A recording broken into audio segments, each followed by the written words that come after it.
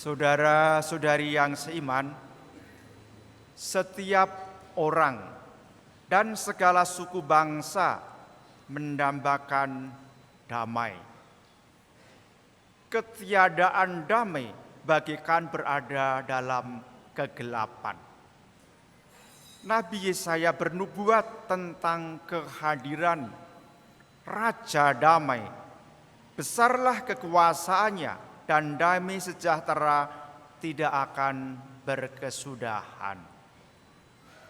Malaikat Tuhan pada bacaan Injil mengatakan, damai sejahtera di bumi bagi orang yang berkenan kepadanya. Saudara-saudari yang seiman, Allah telah berkenan kepada para gembala yang berjaga di malam hari di padang Betlehem. Mereka itu dengan rendah hati menanti kehadiran Raja Damai, seorang juru selamat yaitu Kristus Tuhan.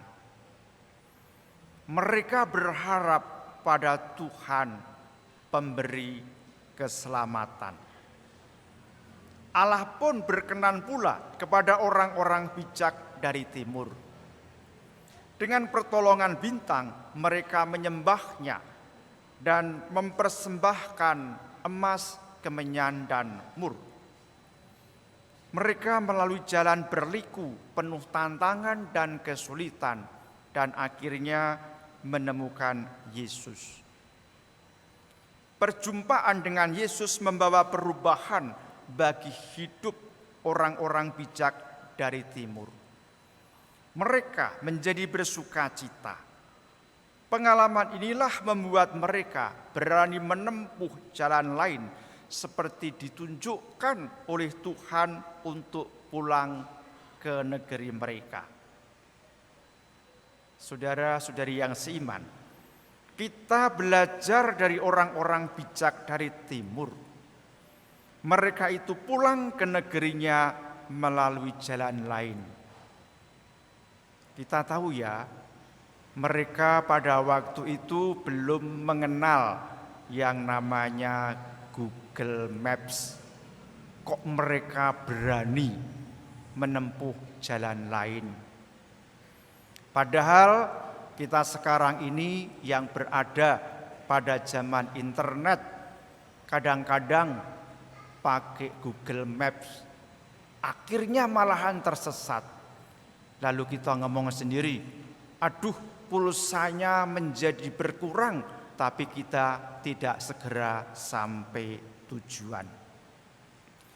Saudara-saudari yang terkasih, jalan baru yang dilalui oleh orang bijak dari timur belum tentu lebih mudah dari jalan sebelumnya. Maka bagi kita di zaman sekarang ini, jalan lain yang ditempuh orang-orang bijak dari timur itu sebenarnya punya makna rohani. Jalan lain itu berarti kita menjalani hidup dengan cara baru. Kita menanggalkan cara hidup lama yang dipenuhi oleh dosa.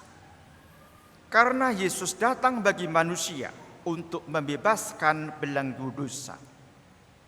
Berkat wafat dan kebangkitannya, kita dilahirkan kembali sebagai ciptaan baru dan memperoleh hidup kekal.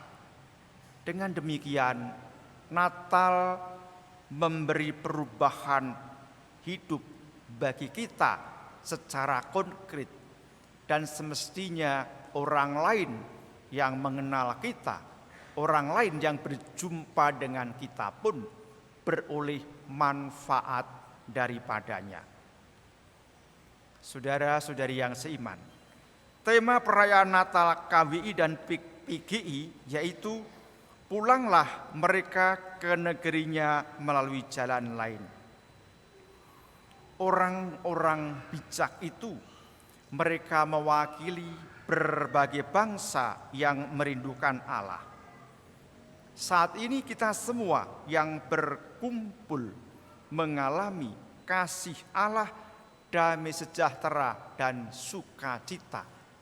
walaupun kita semua berasal dari latar belakang yang berbeda-beda. Kita hidup di masyarakat, hidup bersama orang lain dalam dinamika persaudaraan. Maka kita sungguh mensyukuri anugerah ini. Dalam hal ini kita diingatkan oleh sebuah pepatah demikian. Jika ingin berjalan cepat, berjalanlah seorang diri. Tetapi jika kamu ingin berjalan jauh, berjalanlah bersama-sama. Kita tidak bisa memilih keduanya, atau kita tidak dapat menggabung keduanya menjadi satu.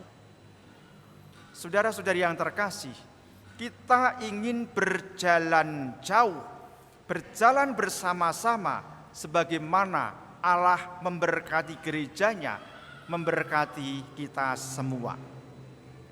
Jadi kita akan berjalan bukan sekian ratus kilometer lagi. Kita berjalan sebagai umat beriman yang disertai damai sejahtera dan berkat-Nya. Dengan berjalan bersama, kita dapat menemukan kehendak Tuhan yang tinggal di antara kita untuk menegakkan kerajaan kasih-Nya. Maka kita perlu meninggalkan egoisme. Kita maguyub sanggup dalam menggereja dan bermasyarakat. Kita diundang untuk mencintai gereja melalui berbagai pelayanan. Dalam hal ini saya ingat suatu kali seseorang menyampaikan pertanyaan kepada temannya. Saya itu ingin memberi pelayanan di gereja. Pelayanan apa yang dapat saya berikan?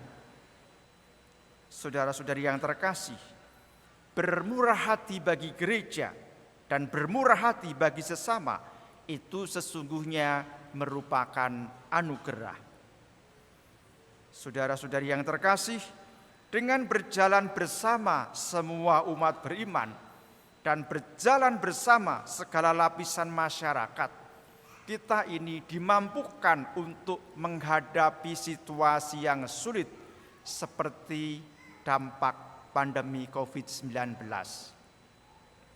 Sejak beberapa waktu lalu, Keuskupan Agung Semarang memberi semangat agar kita menjalani pemulihan peribadatan dan pemulihan ekonomi.